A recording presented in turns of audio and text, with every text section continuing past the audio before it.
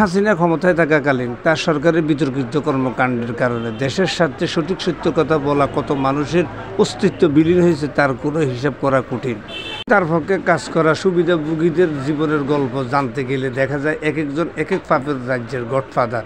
তবে শুরু অবৈধভাবে ক্ষমতা ও অর্থ উপার্জনকারী ব্যক্তিকে আরও বেশি ফাপ করার জন্য শয়তান ইন্ধন যোগায়। গ্রস্ত হতে হতে এক পর্যায়ে ধ্বংস অনিবার্য। এই কন্টেন্ট ক্রিয়েটর তহিদ আফ্রিদি বয়স বেশি নয়, মাত্র 28 বছর। এই অল্প বয়সে সে ইউটিউবে ভালোই করছিল, এগুলো দেখে ভালোই লাগতো, কিন্তু তার ভিতরে যে একটা অন্ধকার জগৎ আছে তা কে জানতো। তাকে যে সুযোগ দিয়েছে এই অল্প বয়সে, সে চাইলে দেশ ও জাতির জন্য কিছু করতে পারত।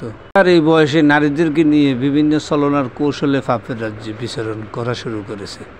এক পর্যায়ে সে ব্ল্যাকমেল করে মেয়েদের জীবন অতিষ্ঠিত করে তুলেছিল, যা তার ধ্বংসের প্রথম ভিত্তি বলে শুরু হয়ে গেল। অর্থ ও ক্ষমতার জন্য হত্যা, ষড়যন্ত্র সহ নানা অপকর্মে সে জর্জরিত হয়ে গেল। বিগত সরকারের সময় বৈষম্য বিরোধী ছাত্র আন্দোলনের সময় একটি হত্যা মামলার জন্য তাকে 11 নম্বর আসামি হিসেবে দাদার বাড়ি বরিশাল থেকে গ্রেপ্তার করা হয়।